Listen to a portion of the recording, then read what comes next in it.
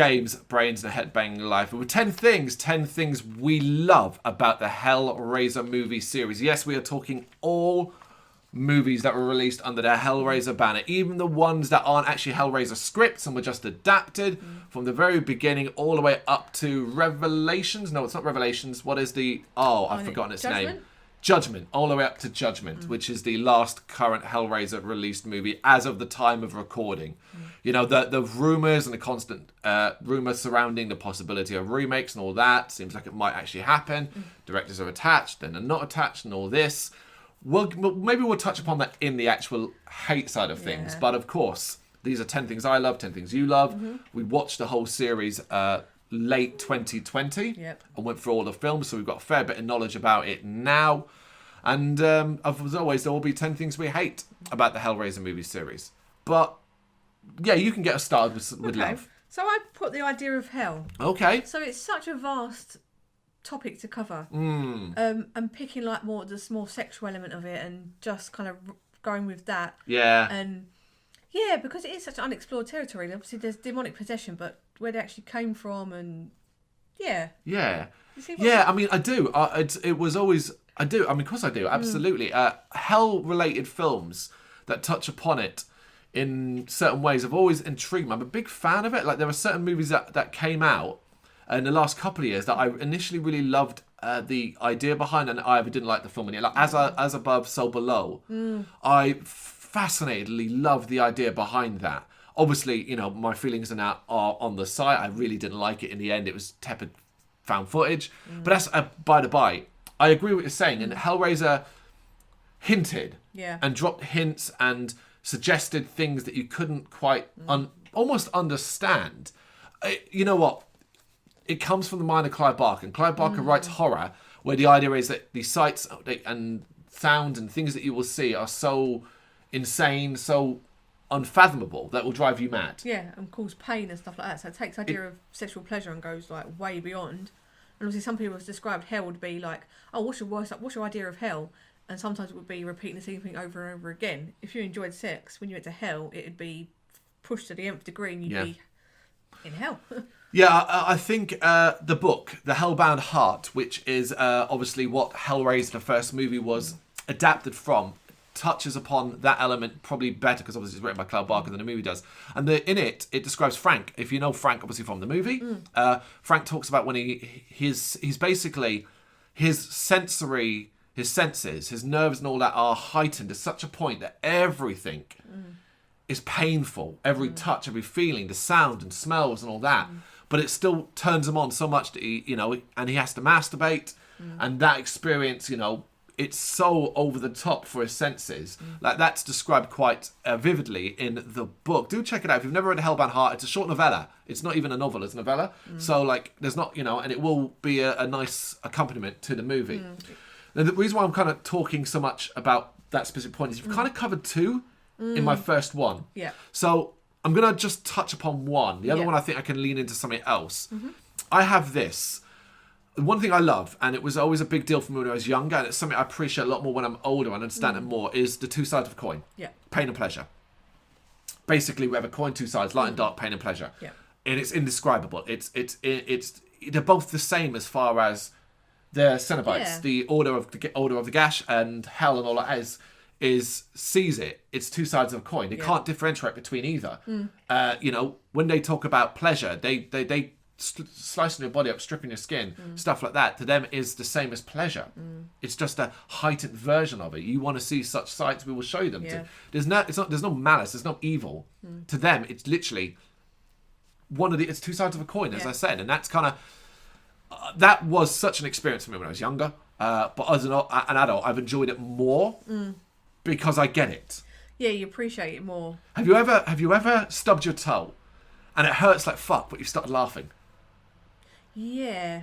That's what that's, you see what I mean? Like, there's and you're laughing because it hurts and all that, but you've laughed. And I'm picturing Pinhead doing that as he comes in. Fuck. that takes away the element of like scariness. But you see what I mean? Yeah. There's a bit of pleasure that came from that pain. Even if they don't register it that way, but it caused a pleasure because you laughed. You swear and go, yeah. And it won't happen all the time, but there will be times when you might do something, you just laugh and you're like, Yeah. Yeah, I get that. So that's why I have a pain and pleasure, two sides of a coin one. Yeah. Yeah. My next one is Dr. Chenard. Okay. Just the look of him, what he is, he looks amazing. Mm-hmm. And if you're picturing a creature from hell, and obviously in this kind of hell, the whole sexual thing, like he's got that weird tentacle, slightly phallic tentacle thing holding him by the head. It was really cool. And I was trying to get hold of a figure of him. It's so hard to get hold of, but it looks so cool. And I'm like, yeah, when you say Dr. Chenard, that's an iconic image from it. Agreed, I have it as well. Kenneth Cranham played Dr. Chenard, both in human form and as the Cenobite version in Hellbound, Hellraiser 2.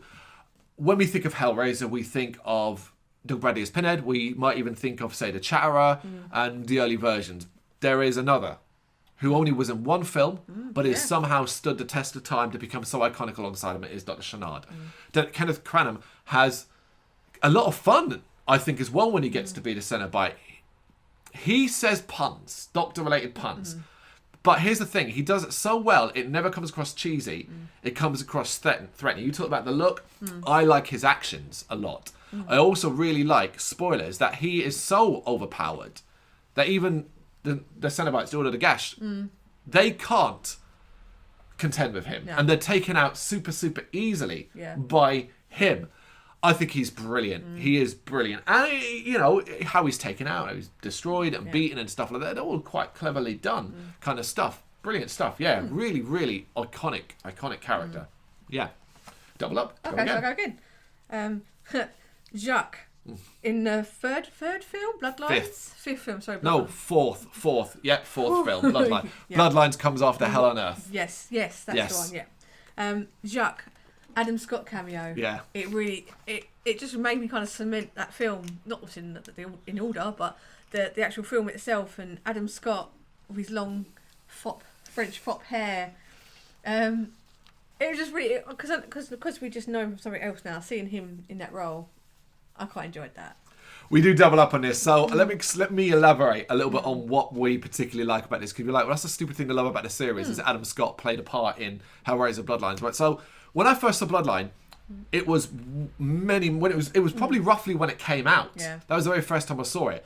None of the characters made sense and all that. Since that time period passed, Adam Scott has become a well-known name for us. From you love the movie we both enjoy, Step Brothers. He's very funny in that. Things like Krampus, and of course Parks and Recreation, which is a major role, and he is a very funny, very likeable actor. So when we settled down to do and watch through the entire Hellraiser movie, our shock when it was like, oh my god, is that Adam Scott with, as you said, a bad wig on, pretending to be a French aristocrat to a degree, and he has quite a significant role in it. It's not like a cameo, a significant role, and he's called Jacques in it. We laughed our head off, and it made that film 10 times better for us, because it was like, oh my god, and we're never gonna thanks to that, I will never forget certain scenes in Bloodline because of him being in it. How can't you love that? To see an actor that you know so well from so many comedic elements in films and stuff like that pop up in like it's when you see someone in their early career doing something that's so out of the ordinary for what they would become as an actor. It's very, very strange. And yeah, I have it as well. God almighty, that's incredible. Yeah. Shall I go for my next one? Yeah. Okay. My next one. The new Pinhead in Hellraiser Judgement. Love. I really liked him. Yeah. Oh, Judgement. Sorry. My mind went straight to Revelations. Yep. And I was like, you must be high. All right, Judgement, yeah. Yeah, so I just said the last film. So the last film, 2018, I think it was, Judgement. I thought he really looked the part. His voice had, like, respect, like, gravitas. Respect. Yeah, that was the word. Yeah, I think he really did a good job. I think the one before, Revelations, we will leave that for another video. Blowjob lips. But I think he really did a good job bringing like a darkness back to it again. So less the cheesy element that the other ones have got to. Yeah. We don't double up, but we do kind of. So I'm going to go into the bigger one. Yep. And I'm going to talk about Judgement. Now, I love the ideas in Judgement. I think there's a lot of admirable ideas that the series needed. It doesn't result in a great movie. It results in a good movie, I think. I think I think it's interesting. Some of its criticism is deserved because it still pales in comparison to the big hitters of that series. However, by that point, we had dropped to such a horrific level that Judgment, it couldn't get any worse, in my opinion, particularly after Revelations. Oh. That was the scraping the barrel. Yeah. So the ideas of Judgment, the leaning more into the priestly aspects, and haven't read the Scarlet Gospels, which is a book Clive Barker wrote a few years back, which went further with the whole Pinhead character and hell and all that. I saw a lot of correlation between that and Judgment. So you talked about the new Pinhead. He's got a more monk aspect, a bit more of the priest kind of thing. We talk this call the Order of the Gash in the books and stuff like that. Here we get that aspect more. I love the idea of the judgment aspect, which is people coming in and being judged, and the paper and the eating and all this cool imagery. The flaws the flaws are that it was clearly too heavily inspired by Saw, and it still runs a poor storyline regarding corrupt cops and stuff like that. But I do agree with you. The ideas that they wanted and went with was like it felt fresh and interesting for the first time in a very fucking long time. Yep. And part of that is you can never replace Doug Bradley. No, you can't. But man, oh man, if you were to say to me like, what's a good second choice that you've seen? It's this guy. Yeah, I agree. Yeah. So my next one. Early Doug Bradley. Yep. And his sneering, arrogant tone. It made you believe in the power he commanded. So in the later films, I feel like that waned a little bit due to the... By the third film, it waned. Yeah. So it kind of waned a bit. But in the first two, when he said things, he was just... it was just dripping off of him, like the arrogance and the... you peasants. Interesting way to put it. I mean, that's great. Right? We doubled up, but only double up in the Doug Bradley aspect. So he is... You see a T-shirt, you see a poster that's like iconic horror film characters. Doug Bradley's Pinhead is one of them. Yeah. He is the top tier of horror movie characters. But part of that does come from, and you put that brilliant, I didn't even consider that, he doesn't have a ton of lines. No. But goodness me, particularly in the first two films, does he express himself in a way where I imagine if he spoke to you, your knees would be quaking. Yeah. You're shaking, you know what I mean? The hairs in your body go up. Yeah. You're scared. But you might even be a little bit turned on. Yeah. Because he has such an assuredness about him. To him, there's no question. There's no argument. But then there is elements as well where he seems to like a bargain. He seems to like a little deal here and there. Yeah. And then we touch upon Doug Bradley as it goes further along.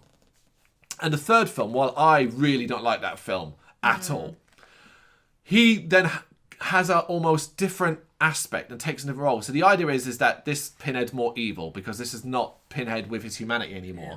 The part of it, he's been separated, and now it's just the evil version of Pinhead. And that turns him into a bit of a walking pun factory. But Doug Bradley has some fun with it. And if there's one scene that I'll always remember for the life of me, and it's so blasphemous, it's hilarious. It's the part in the church where he abuses the priest, makes him eat his body, puts the fucking pins in his hand, and stands there and does the Christ the Redeemer pose on the cross. Yeah. And it's like that. If there's ever a reason to watch the movie, just watch that clip because it's like, damn, that's fucked up. That's hilarious. Later, he would be in the movie so sparsely with even less lines and often only there to almost sum up the finale. Like the moral, like Aesop's fable where there's a moral at the end. Yeah. And he'd pop in and be like, this is why you're here. Yeah, or like just to make it a Hellraiser film. It's Hellraiser, look, Pinhead's here. Yep. So, yeah, I thought in the early films the power was there. I think it's interesting that he made the role iconic based off two films, really. He really did, which is incredible if you think about it. Even though he would go on to star in 7 or 8 more, he made... Star is a wrong word. Even though he was often top billed. But, those first 2 films, he managed to make it so iconic. It's such a look. He really is. Doug Bradley's great. Yeah, I agree. Double up again. The dark tone in the majority of the films. So there's no kind of like jokey asides. It's pretty dark. So there's murder, death, hell, suicide. There's some really dark throughout the whole film. Yeah, I think most of the films keep tabs. Even the ones that we don't really want to like, we don't really like, kept it secured in the idea of that like, there was always something really dark and twisted going on. Yeah. I think you are right. We don't double up, but I do want to touch upon an element that's similar to that. And it's actually just really... It could apply to some of the later films. Even a film like Deader, which is a bad entry, has this. But I tend to think of the first two films when I think of these elements. Good God, are those first two films grotty, grimy, gory. The filth, it seeps out of the screen. Yeah. Particularly in the first two. There are elements like, you know, whether it be a bloody mattress or be the attic. All these elements that you look at and go, I can feel it. I can feel the dirt. I can smell it. I can almost taste it. You know, there's flies buzzing around. It's all these cool elements. I think the first two films really captured. Yeah. It's part of one of the reasons why I don't like the third is because I think it's too clean. Yeah. Very American. I'd suggest as well that Bloodline has elements of grottiness as well, particularly in the French flashbacks portion that has that element of grotty, gore, grim, grime, rot. Dark red. Yeah. Dark red used a lot. There's a lot of... The smell of rot is there. Like so Deader has that grimy look, mainly because of the location, I think, more than anything else. It's an Eastern European country, isn't it? Yeah, so they've kind of... Bulgaria? I think it's Romania. Oh, Romania, yeah. Yeah. And obviously they pick kind of worn down apartment buildings and things like that. So it does kind of link into it. Yeah. Judgment's great for that as well. Judgment really nails that kind of grimy, grotty feel too. The rest, things like Hellworld and Revelations, they're all too clean. Revelations takes heavily. But then Revelations has elements when they're in the Mexican... in Mexico, inside the apartments and stuff like that. Yeah, and the bar. Yeah. But then a lot of it's filmed at that very American... clean, the big house. Yeah, house. Yeah. And obviously Hellworld takes place in that mansion, which doesn't look... It looks like a set, unfortunately. Yeah. So across all the films, there are elements, but I think the first two films nailed it better than anything. Yeah. Cool. The next one? Yep. The next one? No, I've just done. Oh, okay. That was literally me doing mine. The snippets of backstory of Captain Spencer. Okay. Linking it to the source material. All right. I enjoyed that. Interesting. So when you talk snippets, how far? Because I agree with you. I particularly love the intro to Hellraiser 2, where we begin with the creation of Pinhead, which is showing Captain Elliot Spencer opening the box, and then in that black thing with the movement, him getting the nails hammered to his head, and then screaming in the darkness, and that's that. That's where. However, Hellraiser 3 goes way deeper than that, and has him appear as Elliot Spencer a lot and stuff. Do you mean like that as well? No, I think not the original parts. Like I said, the original. Yeah, maybe I should be a bit clearer. But yeah, like, find out about Captain Spencer and actually humanising him for a split bit of time, and then you see what he is now and things like that, and how it started off as a simple obsession with this box. Which is an obsession that exists throughout the series. So. Yeah, I mean, I do agree with you. My only reason I was asking those questions, I wasn't trying to put you in the spot, trip you up. My questions because I agree with you. I had no problem with a little bit of backstory into how Pinhead became Pinhead, because obviously you do realise he didn't come out of nothing. And hell's so vast, just to pinpoint. Okay, and during the war as well, you'd think it makes more sense if you want to escape from the horrors of what he's seeing. So it might be that he focused on that so much because of. We had a real hell going on during the war. So. Back when the box was difficult to open. We'll touch upon that somewhere else.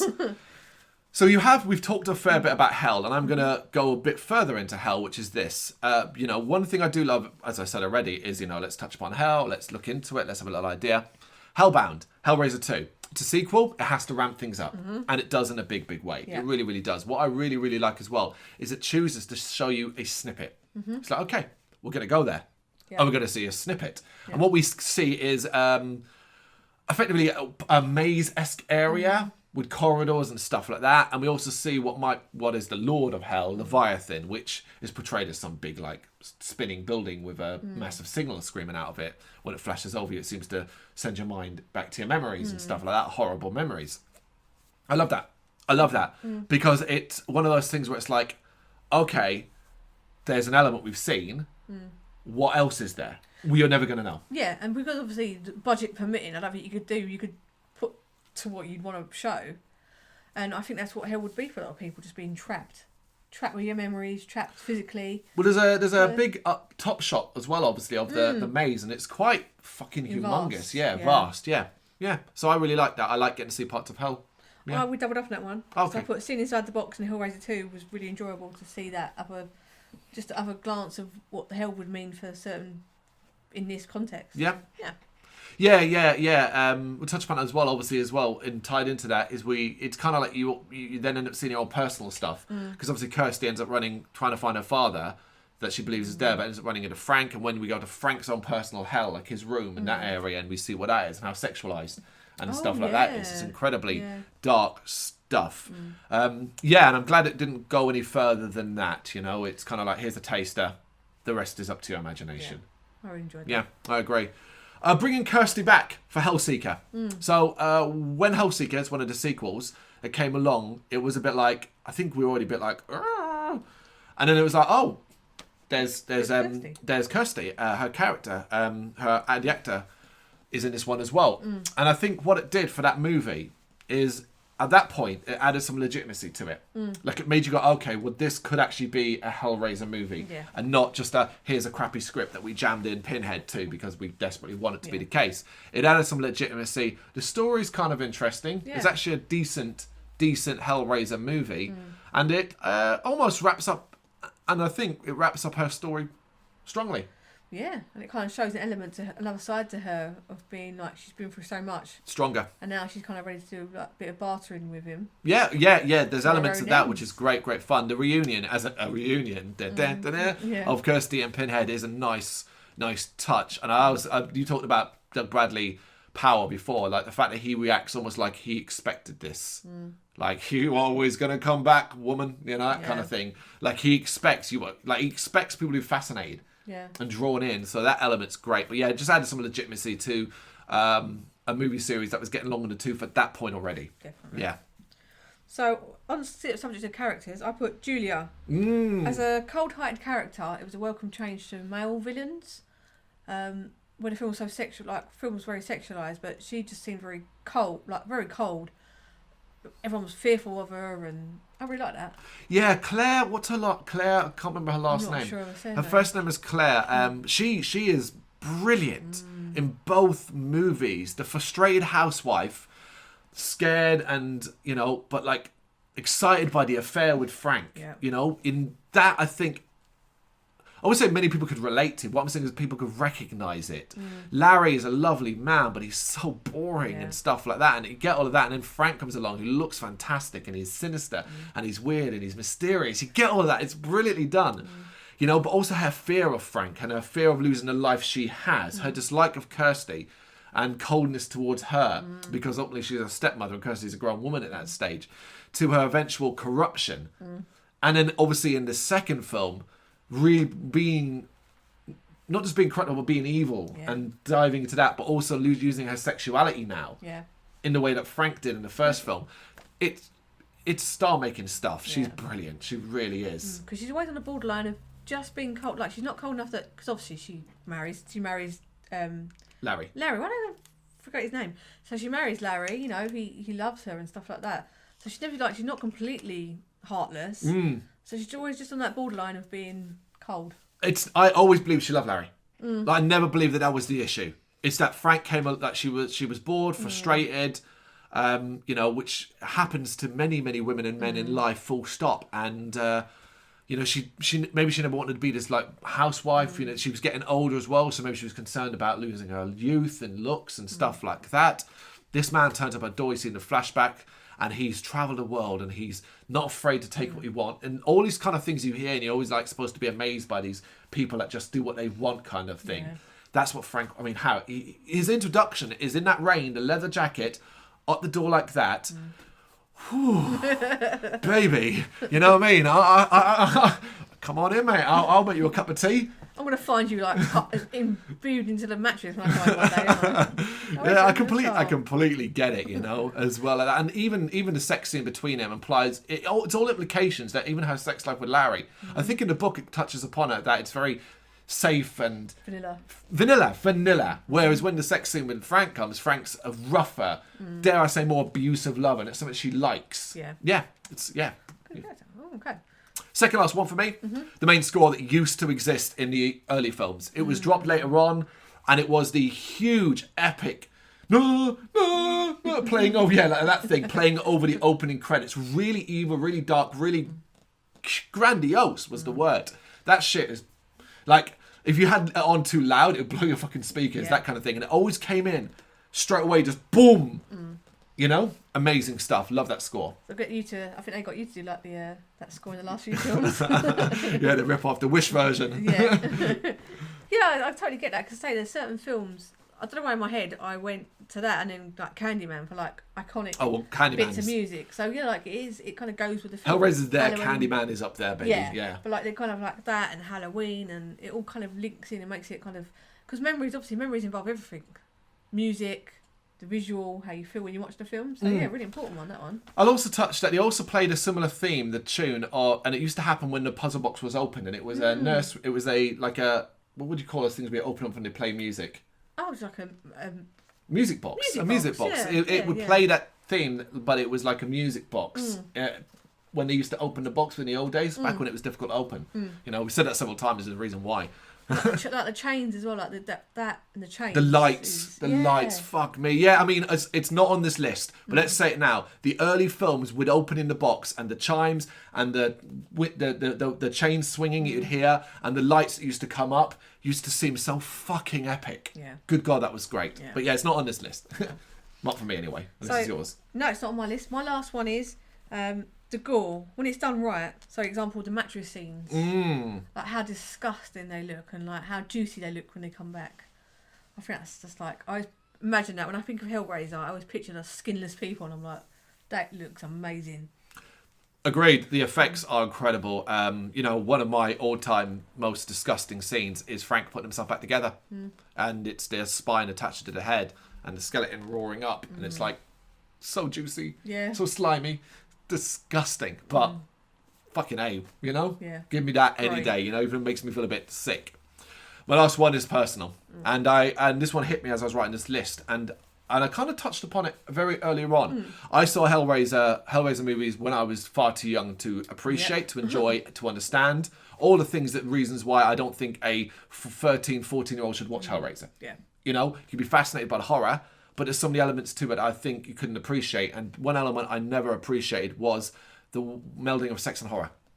I'd seen movies like Halloween and all that had sex in it. But this was the first where now as an adult I go, they're one and the same. Yeah. In the eyes of these movies, they're one and the same. One and the same. This isn't a separate thing that causes a killer to do this. No, it's a sexualized version of violence. Yeah. And that isn't a bad thing, if that makes sense. Yeah, that's like the world they live in. It's a real world where people want to be fucked hard and bitten to bleed and all this stuff that you know as an adult, that there are different kinks and stuff like that. Hellraiser, back then, far too young, explored those ideas. As lightly as I would, I wouldn't say it went too far with it. And that was my first proper experience I can think of that got that across. Same for me. So it's like films like that, and Seven would be like... Seven's a good one. But would bring ideas of like... Because you grasp the basic concept of sex from like education, your friends, your peers and stuff like that. But these films kind of did the whole expanding on that. Sexualised violence. Yeah, because you don't get taught that in school and your friends don't. No one's experiencing that. Yeah, it's true. It's not in the curriculum to get fucked with a massive bladed dick. Yeah, all these chains and whips and things like that. Yeah. But, yeah, and obviously in Seven with the lust one and things like that was just really, really quite shocking when younger, and it kind of sticks them in your mind a lot more, I feel. Yeah. We'll eventually get around to doing something about Seven as well. There you go. It's a long one, but there you go. 10 things we love about the Hellraiser movie series. Of course, it has so many flaws too, so make sure you check back for 10 things we hate. Thank you very much for watching. You can check us out on gbhblofficial as well as on Facebook, Instagram, Twitter and Tumblr. Go to Patreon and help us out over there. That's patreon.com/gbhbl, as well as Big Cartel, where you can find some of our merchandise. We have a podcast running on SoundCloud and Apple Podcasts. And of course, if you like this video, do us a favour, hit the subscribe button and help the channel grow. Games, horror and heavy metal. What else is life for?